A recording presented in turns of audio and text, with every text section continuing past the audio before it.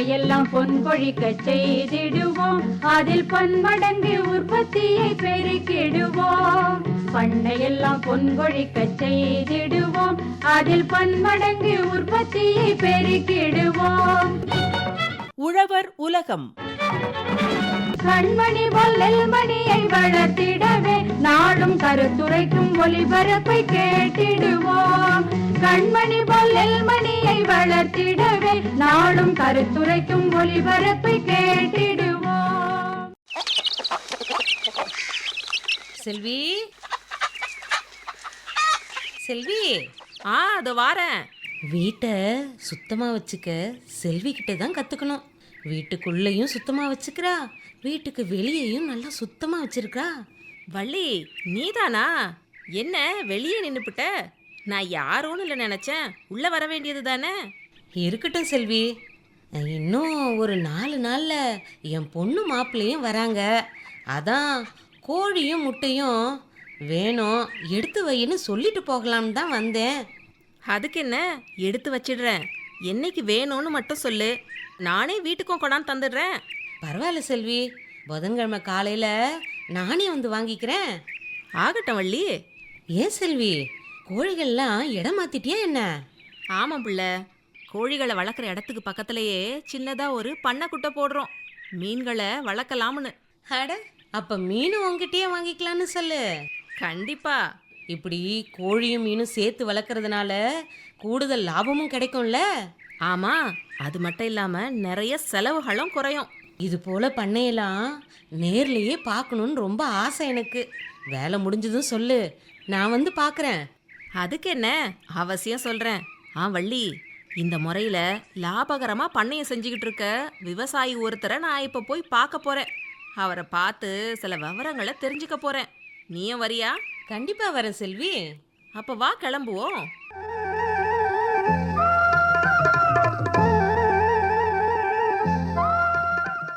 ஆஹா, இவங்க பண்ணையோட அமைப்பு பார்க்கவே இம்புட்டு அருமையா இருக்கே. வள்ளி, இவங்க தான் நம்ம பார்க்க வந்திருக்க விவசாயி. திருவள்ளூர் மாவட்டம் போந்தவாக்கம் வி மகாதேவன் அவங்க. ஒருங்கிணைந்த பண்ணையம் பத்தி இவங்க என்ன சொல்றாங்கன்னு கேட்டுக்குவோம். என்ன பயிர்கள்லாம் நீங்கள் சாகுபடி செய்கிறீங்க? நெல், எண்ணெய் வித்து பயிர்கள், காய்கறிகள் எல்லாமே செய்கிறேங்க. நெல் சாகுபடி பற்றி சொல்லுங்களேன், அது எப்படி பண்ணுறீங்க? நெல் சாகுபடி வந்து எஸ்ஆர்ஐ செய்வோங்க. சாதாரண நடவு முறையை விட எஸ்ஆர்ஐயில் மகசூல் கூடுதலாக கிடைக்கிறதுக்கு 2-3 காரணங்கள் இருக்குதுங்க. அந்த வரிசையில் நடுறதுனால வந்து நெல் அந்த பயிருக்கு வந்து காற்று ஓட்டம் அதிகமாக ஏற்படுது. 15ஆவது நாள் 35ஆவது நாளில் வந்து அந்த கோணா வெட்டு ஓட்டுறோம் இல்லைங்களா, அப்போ அந்த களையும் எருவாகுது. அப்போ வந்து புது வேர்கள் வந்து விடுதுங்க. புது வேர் விடுறப்போ வந்து தூர் வந்து அதிகமாக கட்டுதுங்க. அதனால் வந்து மகசூல் அதிகமாகிறதுக்கு ஒரு வாய்ப்பு. இப்படி அந்த எஸ்ஆர்ஐ செய்யறதுனால எலி தொல்லைகள்லாம் வேறு கம்மி.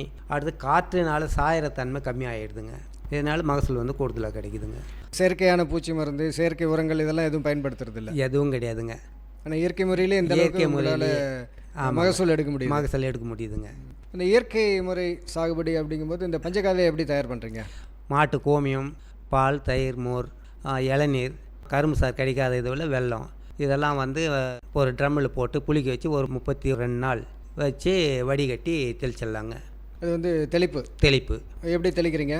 ஒரு லிட்டருக்கு வந்து 10 லிட்டர் தண்ணிங்க ஊற்றி ஒரு ஸ்ப்ரே பண்ணிவிடுவோம். பயிர் கொஞ்சம் பலவீனமாக இருக்கிற நேரத்தில் தண்ணியினுடைய மடாய் கால்வாய் இருக்குது இல்லைங்களா, அதில் ஒரு ட்ரம்மில் வச்சு தண்ணி வந்து ஓட்டை போட்டு விட்டுவிடுவோங்க. அந்த ட்ரம்மில் இருந்து தண்ணி நீராக கூடவே வந்து பாய ஆரம்பிச்சிடும். அப்போ பயிர் வந்து நல்லா செழிப்பாக வருதுங்க, பசுமையாக இருக்கும் நல்லா பார்க்குறதுக்கு பயிர்.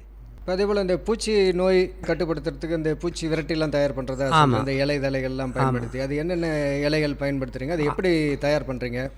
ஆடு சாப்பிடாத இலைங்க, நொச்சி, புங்கன், எருக்கன், இதை போல் ஆடு சாப்பிடாத இலைங்கள்லாம் சேகரித்து நிழலில் உலர்த்தி அதை தூள் பண்ணி மாட்டினுடைய கோமியத்தில் ஊற வச்சு அதை வடிகட்டி தெளிச்சிட்றேங்க. அதுவும் வந்து உங்களுக்கு பயனுள்ளதாக? ஆமாங்க.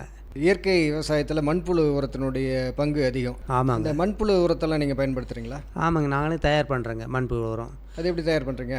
அதாவது தொட்டி கட்டி வச்சுருக்கிறேங்க மண்பு. அதில் வந்து மாட்டு சாணம் ஒரு ரேர் போடுவோம், மறுபடியும் இலை தழை, மறுபடியும் சாணம் போடுவோம், மறுபடியும் அதே போல் தழையெல்லாம் போடுவோம், மறுபடியும் சாணம் போடுவோம், போட்டு புழு விட்டுடுங்க.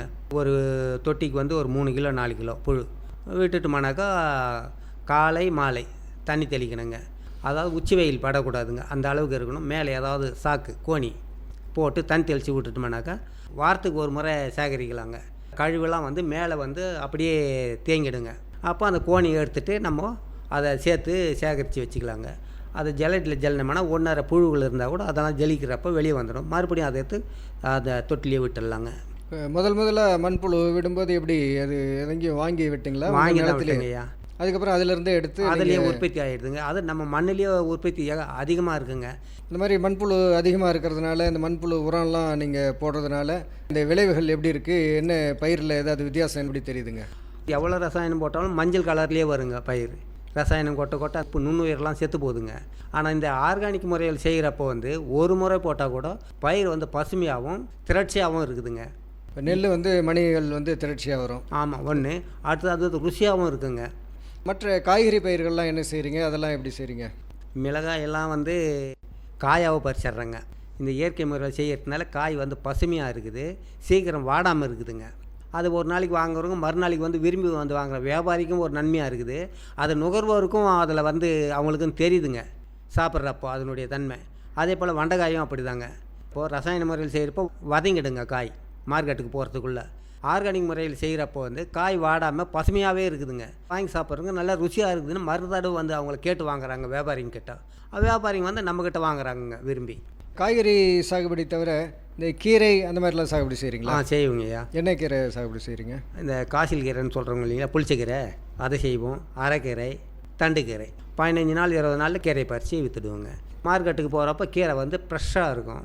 கீரை சாகுபடியில் எப்படி நல்ல வருமானங்களா? நல்ல லாபங்கய்யா. குறுகிய காலத்துலேயே வந்துடுது வருமானம். எவ்வளோ நாளில் வருதுங்க? 15 நாள்லேருந்து 20 நாளில் முடிஞ்சிடுதுங்க. இப்போது கீரை சாகுபடி சொன்னீங்க, இந்த கீரையிலே இந்த முருங்கைக்கீரைலாம் வருது இல்லைங்களா? ஆமாங்க. அதெல்லாம் எப்படிங்க? அதுவும் ஆர்கானிக் முறையில் தான் செய்கிறேங்க. இது தவிர பயிர் வகைகள்லாம் என்ன சாகுபடி செய்கிறீங்க? பயிர் வகைகள் வந்து உளுந்து பச்சை பயிர் பண்ணுறேங்க.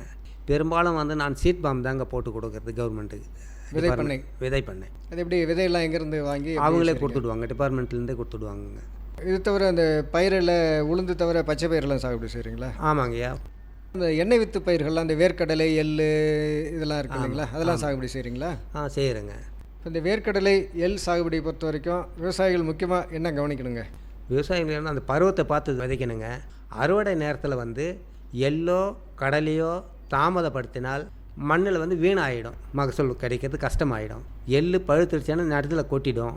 கடலை காஞ்சிடுச்சுனாக்கா மண் அந்த வேர் விட்டுடுங்க, முளைச்சிடும். எடுக்கிறப்ப காய் வராதுங்க, மண்ணிலேயே இருக்கும் காய், வெறும் செடி மட்டும்தான் வருங்க. அது வேரில் பிடிச்சிடும்.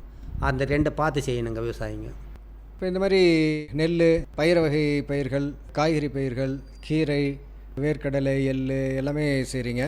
இதுக்கு வந்து இந்த இயற்கை முறையில் நீங்கள் சாகுபடி செய்கிறதுக்கு ஆடு, மாடு, கோழி இதெல்லாம் தேவைப்படும் இல்லைங்களா? இயற்கை விவசாயம்னாவே இதனுடைய எச்சங்கள், கழிவுகள் அதனுடைய பயன்படுத்த வேண்டியிருக்கும். சாணம், கோமியம் இதெல்லாம் பயன்படுத்த வேண்டியிருக்கும். அதனால் அந்த ஆடு, மாடு, கோழிகள்லாம் வளர்க்குறீங்களா? வளர்க்குறீங்க. ஆடு, மாடு, கோழி, மீன் எல்லாமே வளர்க்குறேங்க. எவ்வளோ மாடு வளர்க்குறீங்க? மாடு வந்து ஒரு 7 மாடு இருக்குதுங்க. எல்லாமே கறவை மாடுங்களா? கறவை மாடு தாங்க. அதில் 3 மாடு வந்து நாட்டு மாடு. இந்த பஞ்சகவ்யா இதெல்லாம் தயார் பண்ணுறதுக்காக தனியாக நிறுத்தி வச்சுன்னு இருக்கோம். மற்றது வந்து பால் உற்பத்திக்காகுங்க. கறவை மாடு பராமரிப்பு பற்றி சொல்லுங்களேன், அதை எப்படி பராமரிக்கிறீங்க? தீவன புல் வச்சுருக்கிறேங்க, 6. அது மிஷினும் கால்நடைத்துறையிலேருந்து கொடுத்துக்குறாங்க மானியத்தில். அந்த புல்லை வெட்டுவோம், கட் பண்ணி மாட்டுக்கு போடுவோம். இந்த செக்கு ஆடுற கடலை புண்ணாக்கு அதெல்லாம் வந்து எங்கள் கிட்ட இருக்கிறதுனால மாட்டுக்கு தீவனமாக அதை பயன்படுத்துவோம். பொட்டு மட்டும் வெளியே வாங்குவோங்க. வாங்கி வச்சுட்டு பால் கறப்போம். பால் வந்து நேரடியாக விற்பனை பண்ணுவோங்க வீட்டுங்களுக்கு. மாடுகளுக்கு அந்த கோமாரி நோய் அந்த மாதிரிலாம் வரும் அப்படின்னு முன்கூட்டியே? ஆமாங்க, அதுக்கு முன்கூட்டியே டாக்டர் வர வச்சு தடுப்பூசிலாம் போட்டுவிடுவோங்க. கோமாரி தடுப்பூசி? ஆமாங்க, கோமாரி தடுப்பூசி, தொண்டை அடைப்பான், இதுங்களுக்கெல்லாம் வந்து தடுப்பூசி. மாட்டுங்களுக்கு இன்சூரன்ஸ் பண்ணி வைப்போங்க. ஆடுகள்லாம் எவ்வளோ வச்சுருக்கீங்க? ஆடு ஒரு 7 ஆடு இருக்குதுங்க. ஆடு வளர்ப்புலாம் எப்படி பண்ணுறீங்க? ஆடு வளர்ப்பு வந்து சாதாரண ஒன்றையும் அதுக்காக எதுவும் பண்ணுறதில்லை. இந்த இலைத்தழை நம்ம பண்ணைய கழிவுகளே இந்த கடலை போடுறோம், அது போர் போட்டு வச்சுடுவோம். அதை போட்டு அதிலேருந்து தான் எடுத்துடுவோங்க தீவனம் அதுங்களுக்கு. வேர்க்கடலை செடியெல்லாம் அதுக்கு பயன்படும்? செடி. ஆமாங்க. கோழி வந்து நாங்கள் அதுக்காக தனியாக தீவனம் பண்ணுறது இல்லைங்க. எங்கள் பண்ணையிலே எங்களது வீடுங்க. எங்கள் வீட்டை சுற்றி வயல் தாங்க. கோழி திறந்து விட்டுருவோம், அப்படியே வந்து அடைச்சி வச்சுடுவோம். அதனால் அதுக்கு தனியாக பராமரிப்பு இல்லைங்க. இப்போ எப்போ வேணுமோ அந்த ஆடு கோழியெல்லாம் எப்போ தேவைப்படுதோ அப்போ விற்றுக்கலாம். அப்போ எடுத்துக்குவோங்க. அது விற்பனைலாம் எப்படிங்க? விற்பனையும் நேரடி விற்பனை தாங்க. மீன் வளர்ப்பு அது சரிங்களா? ஆமாங்க ஐயா. பண்ணைக்குட்டையில் வந்து ரோகு, கட்லா, புல்கண்டை வளர்க்குறோம். அதை வந்து நேரடியாக வியாபாரிங்களுக்கு கொடுக்கறது இல்லைங்க. நுகர்வோர் நேரடியாக அது ஞாயிறு, புதன் அந்த 2 நாளில் வந்து நாங்கள் வலை போடுறோன்னு தெரியும், அவங்களே வந்து நேரடியாக வாங்கிப்பாங்க. அப்படி விற்பனை பண்ணிடுறோங்க. இப்போ மீன் வளர்ப்புலாம் எப்படி சரிங்க? அந்த குட்டை பண்ணைக்குட்டை அமைக்கிறது எப்படி? பண்ணைக்குட்டை வந்து பொறியியல் துறை மூலயமா பண்ணி கொடுத்தாங்க. மீன் குஞ்செல்லாம் வந்து மீன் வலைத்துறையில் பூண்டியில் வந்து மானிய விலையில் கொடுத்தாங்க. அதை விடுறோம். இந்த மாட்டு சாணம் அதுக்கு தீவனம், வெளியே வைக்கிற அந்த தீவனமும் வாங்கி கலந்தப்பால் போடுவோங்க. இந்த புண்ணாக்கும் போடுவோங்க. இதில் என்னென்ன மீன்கள்லாம் விட்டுருக்கீங்க? ரோகு, கட்லா, புல்கண்டை. இந்த 3 தனித்தனி ரகம். தனித்தனி ரகம். ரோகுன்றது வந்து அடிமட்டத்தில் மேயக்கூடியதுங்க. புல்கண்டை வந்து மேல் மட்டத்தில். கட்லா வந்து நடுமையில் தான் இருக்கும். இதனால் ஒன்றுக்கு ஒன்று பாதிப்பு இல்லைங்க. இது எவ்வளோ நாள் வளர்த்து அறுவடை செய்ய வேண்டியிருக்குங்க? 8 மாதங்க அறுவடை பண்ணிடலாங்க. 8, 9. இந்த 3மே அப்படி தான்? ஆமாங்க. ஒரே நேரத்துலைங்களா? ஒரே நேரத்தில் பண்ணலாம். 3 ஆமாம். நம்ம வலை போட்டு எடுக்கிறப்ப எது பெருசாக இருக்கோ அதெல்லாம் எடுத்துக்கின்னு சின்னதெல்லாம் விட்டுக்கினே இருந்தோம்னா கடைசி அறுவடை ஆகிடுங்க. அதுக்கு தீவனமெல்லாம்? கோழி எச்சம் இருக்குது, அதை போடுவோம். மாட்டு சாணம் போடுவோங்க. புண்ணாக்கு போடுவோம். எங்கள் வயலில் கிடைக்கிறது. மீன் வளர்ச்சி அதிகமாக இருக்க சமயத்தில் வெளியே அந்த மூட்டை அந்த குருணை வடிவத்தில் இருக்குங்க மீன் தீவனம், அதை வாங்கி போடுவோங்க. இது நோய் பாதிப்புலாம் ஒன்றும் வராது இல்லைங்களா? இதுக்கு வர்றதுக்கான வாய்ப்பு இல்லைங்க. அப்படி நோய் பாதிப்பு வருதுனாக்கா நம்ம தெரிஞ்சுக்கலாங்க. தண்ணி வந்து அந்த பாசை கலர் பச்சை கலரில் வந்துடும். அப்போ வந்து தண்ணி மாற்றினாங்க. அந்த தண்ணி வெளியே எடுத்துகிட்டு புது தண்ணி விட்டோம்னாக்கா நோய் வர்றதுக்கான வாய்ப்பு இல்லைங்க. நீர் கொஞ்சம் சுத்தமாக இருந்தால் நோய் வராதுங்க.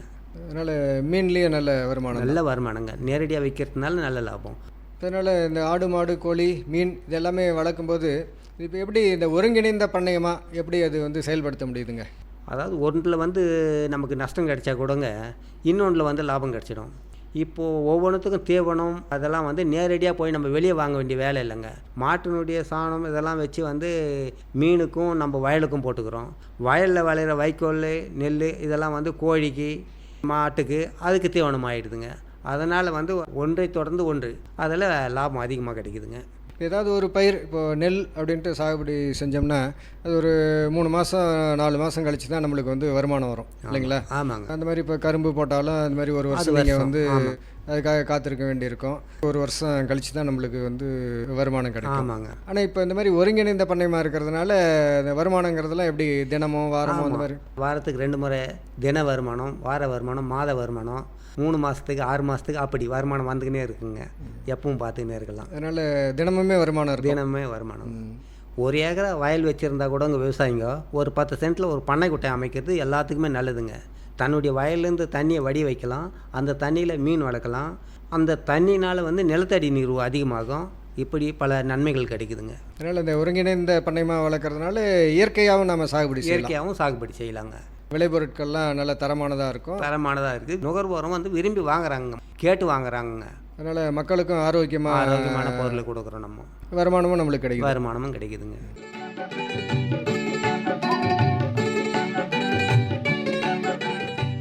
ஒருங்கிணைந்த பண்ணையம் பற்றின விவரங்களை திருவள்ளூர் மாவட்டம் போந்தவாக்கம் வி மகாதேவன் அவங்க எவ்வளோ அருமையாக சொன்னாங்கல்ல. இந்த ஒருங்கிணைந்த பண்ணையத்தில் எவ்வளவு விஷயங்கள் அடங்கியிருக்கு பாத்தியா? ரொம்ப அருமையாக சொன்னாங்களே. நெல், காய்கறி பயிர்கள், எண்ணெய் வித்து பயிர்கள்னு அத்தனையும் இயற்கை முறையில் விவசாயம் செய்கிறாங்களே. கேட்க கேட்க மனசெல்லாம் பசுமையால இருக்கு. மனசெல்லாம் பசுமையாக இருக்கா? ஆமாம், இவரோட கழனி போல. இவர் கழனியை மட்டும் ஆரோக்கியமாக பார்த்துக்கல வள்ளி, நுகர்வோரோட ஆரோக்கியத்துலேயும் அதிக அக்கறை எடுத்துக்கிறாரு. நெசந்தான்.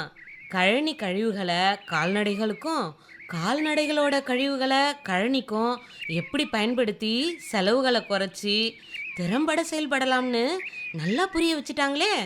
ஆமாம் ஆமாம், குறிப்பாக இவங்க சொன்ன பல தகவல்கள் எங்களுக்கு உதவுறாப்புல இருந்துச்சு. எனக்கும் இது போல ஒருங்கிணைந்த பண்ணையத்தில் ரொம்பவே ஆர்வம் வந்துடுச்சு. நீங்கள் ஆரம்பிக்க போகிற பண்ணைக்கு இனிமே நான் அடிக்கடி வந்துட போகிறேன் பாரு.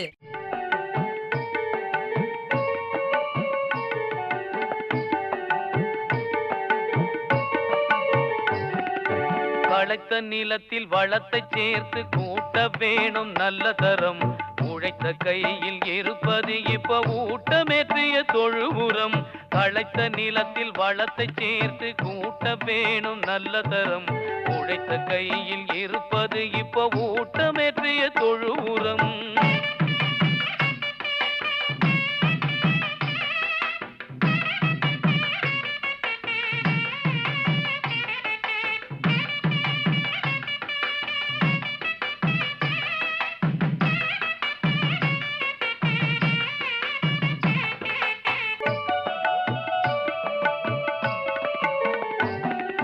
செழித்து வளர உணவு சத்து சிறந்த முறையில் கிடைத்திடும். செழித்து வளர உணவு சத்து சிறந்த முறையில் கிடைத்திடும். கரைத்த நிலையில் இல்லாத சத்தும் கரைந்து வேரை அடைந்திடும்.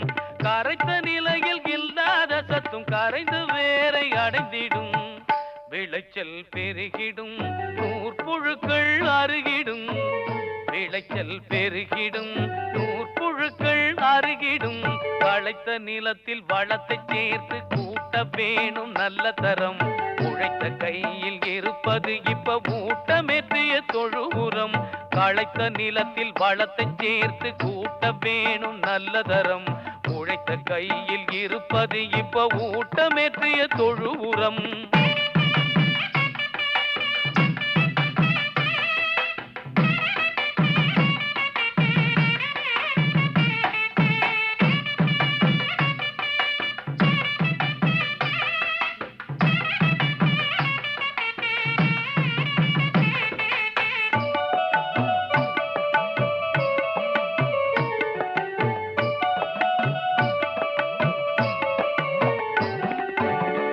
குவியல 300 கிலோ தொழு உரத்தை போட்டு யூரியட்ட பொட்டாஷோடு கலந்துடு சூப்பர் பாஸ்பேட்டு. வெட்டு குவியல 300 கிலோ தொழு உரத்தை போட்டு யூரியட்ட பொட்டாஷோடு கலந்துடு சூப்பர் பாஸ்பேட்டு. காத்து புகாமலே சேர்த்தால் மெழுகி காத்திரு 30 நாளு. காத்து புகாமலே சேர்த்தால் மெழுகி காத்திரு 30 நாளு. ஊட்டமேற்றிய தொழு உரம் போட்டு பார்த்துட்டு அப்புறம் கேளு. ஊட்டமேற்றிய தொழு உரம் போட்டு பார்த்துட்டு அப்புறம் கேளு. விளைச்சல் பெருகிடும், நூற்புழுக்கள் அருகிடும். விளைச்சல் பெருகிடும், நூற்புழுக்கள் அருகிடும். களைத்த நிலத்தில் வளத்தை சேர்த்து கூட்ட வேணும் நல்ல தரம். உழைத்த கையில் இருப்பது இப்ப ஊட்டமேற்றிய தொழு உரம். களைத்த நிலத்தில் வளத்தை சேர்த்து கூட்ட வேணும் நல்ல தரம். உழைத்த கையில் இருப்பது இப்ப ஊட்டமேற்றிய தொழு உரம். ஊட்டமேற்றிய தொழு உரம். இனி தொடர்வது வேளாண் செய்திகள். வேளாண் நிலங்களில் வெள்ளை கடம்ப மரம் சாகுபடி. கடம்ப மரம் இந்தோனேஷியா, தெற்கு மற்றும் தென்கிழக்கு ஆசியாவை தாயகமாக கொண்ட வெப்பமண்டல பகுதிகளில் வளரும் மரமாகும். இம்மரம் இந்தியாவின் பெரும்பாலான பகுதிகளில் கடல் மட்டத்திலிருந்து 1000 மீட்டர் உயரம் வரையிலும் ஆண்டிற்கு சராசரியாக 1500 மில்லிமீட்டர் மழைப்பொழிவு உள்ள இடங்களில் பரவலாக காணப்படுகிறது. கடம்ப மரம் பொதுவாக அடர்ந்த காடுகளிலும் ஈரப்பதமான இடங்களிலும் ஆற்று வண்டல் மண் உள்ள இடங்களிலும் சிற்றோடைகளின் ஓரங்களிலும் வளர்கிறது. இம்மரம் பரவலாக தென் வெப்பமண்டல பசுமை மாறா காடுகளிலும் வட இந்திய வெப்பமண்டல ஈரப்பதமான இலையுதிர் காடுகளிலும் மேலும் வெப்பமண்டல நன்னீர் சதுப்பு நில காடுகளிலும் காணப்படுகிறது. இம்மரத்தின் பொது பண்புகள் பற்றி தெரிந்து கொள்ளலாம். வேகமாக வளரும் தன்மை கொண்ட இம்மரம் அதிகபட்சமாக 45 மீட்டர் உயரமும் 100 முதல் 160 சென்டிமீட்டர் சுற்றளவும் பக்க கிளைகள் இல்லாமலும் வளரும் தன்மை கொண்டது. கடம்ப மரம் ஜூன் முதல் செப்டம்பர் மாதங்களில் பூக்கும். நன்கு முதிர்ந்த காய்கள் அக்டோபர் முதல் ஜனவரி மாதங்களில் கிடைக்கும். இம்மரங்களின் கட்டைகள் வெண்மை மற்றும் வெளிர் மஞ்சள் கலந்த நிறத்துடன் வெளியே காணப்படும். இம்மரங்களின் கட்டைகளில் சாற்று கட்டைகள் மற்றும் வைரக்கட்டைகள் என்ற வேறுபாடு இருக்காது. இம்மரக்கட்டைகளுக்கு சுவையோ மணமோ இருக்காது. இம்மரத்தின் கட்டைகளில் வைரப்பகுதி குறைவாக காணப்படுவதால் மர வேலைப்பாடுகளுக்கு இது உகந்தது.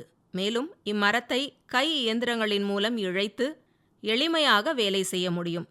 கடம்ப மரத்தின் கட்டைகள் பென்சில், தீக்குச்சி, ஒட்டுப்பலகைகள், மரப்பெட்டிகள், கட்டுமான வேலைப் பொருட்கள், உணவு கலன்கள், வீட்டு உபயோகப் பொருட்கள், அரைக்கும் இயந்திரங்கள், அடைப்பு பெட்டிகள், மரப்பலகை, கூடை, உத்தரம், வளைந்த மரப்பாகங்கள், அலமாரி தயாரிப்புகள், அறைகளை பிரித்தல், பீப்பாய்கள், நாற்காலிகள், வலிமையான பெட்டிகள், கப்பலின் மேல் தளம் செய்தல், சமையலறையில் உள்ள மரப்பொருட்கள், மெல்லிய மரப்பொருட்கள், மரபொம்மைகள், அலுவலக மர சாமான்கள், மரக்கதவுகள், மரப்படிக்கட்டுகள், மரப்பீடங்கள், உடைகள் வைக்கும் பெட்டிகள் ஆகியவை தயாரிக்க பயன்படுகின்றது.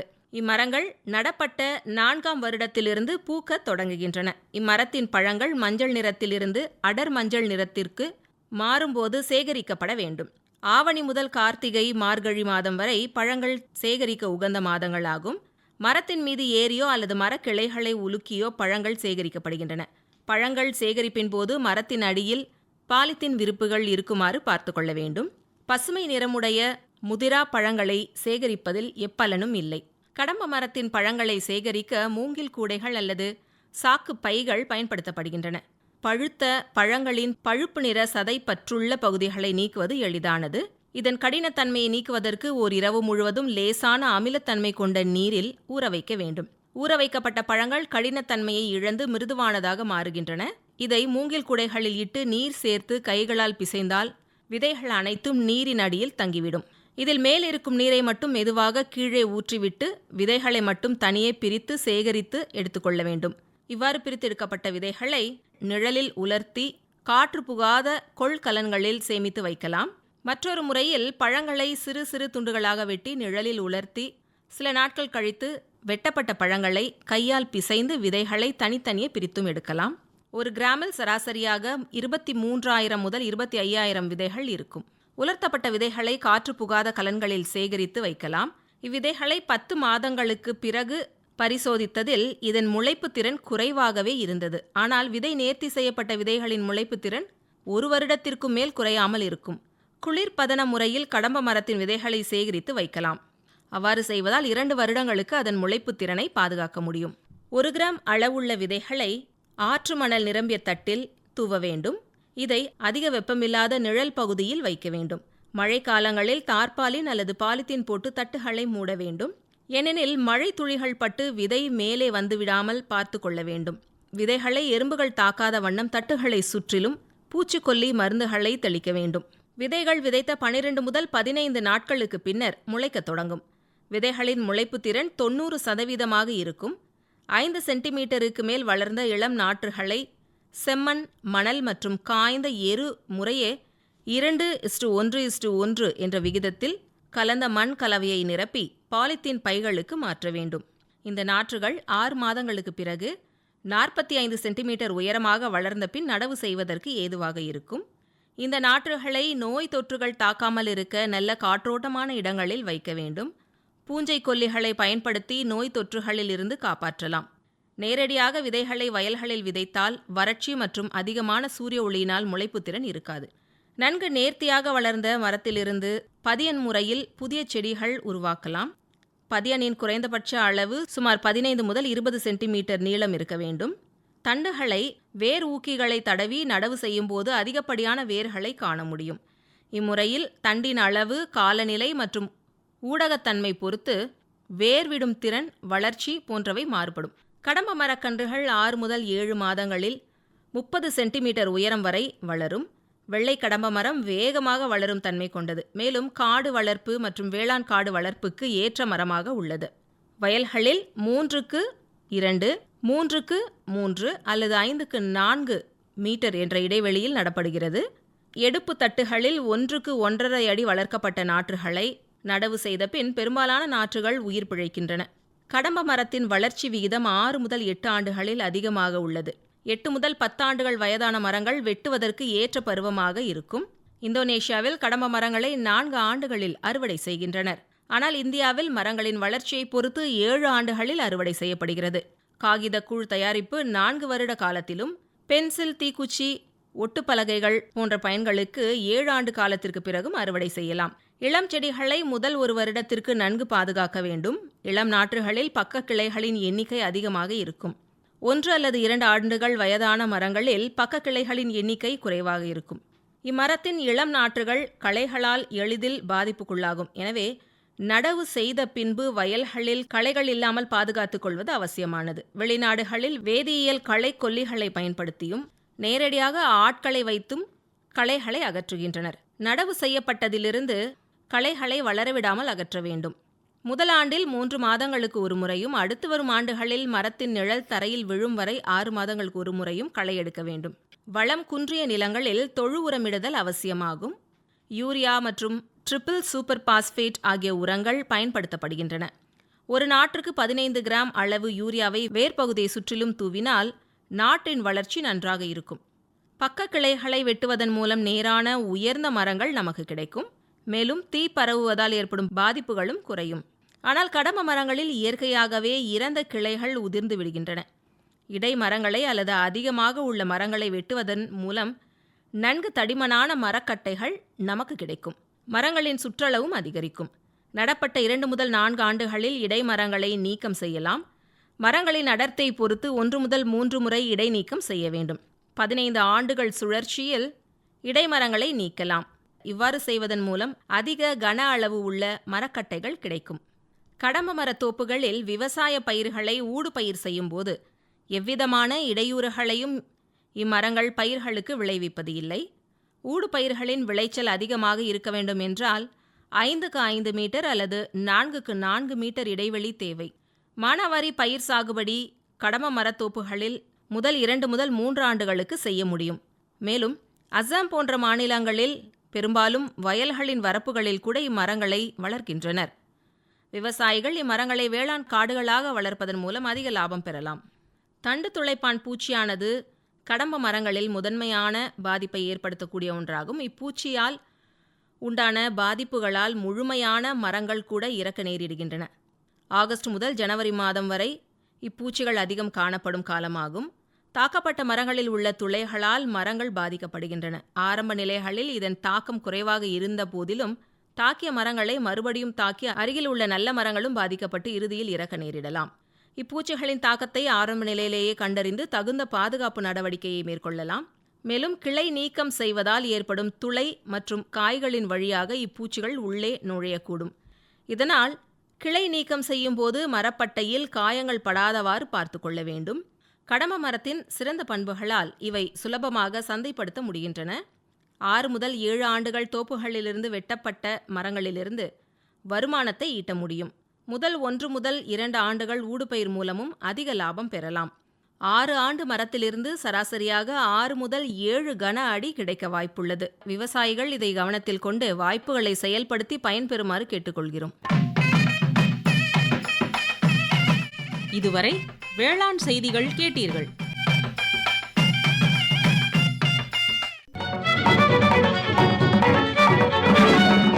பொருளத்தனையும் விளைத்திடுவோம், நித்தம் உழைப்பால் நில மகளை வணங்கிடுவோம். அமைப்பில் உதவி டி. துர்கா. உண்ணும் பொருளத்தனையும் விளைத்திடுவோம், நித்தம் உழைப்பால் நில மகளை வணங்கிடுவோம். அமைப்பு எஸ். முருகேசன். பொட்டலையும் பூம்பொழிலாய் திருத்திடுவோம், அதற்கு புத்தம் புது முறைகளையும் புகுத்திடுவோம். பொட்டலையும் பூம்பொழிலாய் திருத்திடுவோம், அதற்கு புத்தம் புது முறைகளையும் புகுத்திடுவோம். இத்துடன் இன்றைய உழவர் உலகம் நிகழ்ச்சி நிறைவு பெறுகிறது. பட்டி தொட்டி சொர்க்கமாக பாடுபட்டே நம் பாரத சமுதாயத்தை உயர்த்திடுவோம். பட்டி தொட்டி சொர்க்கமாக பாடுபட்டே நம் பாரத சமுதாயத்தை உயர்த்திடுவோம்.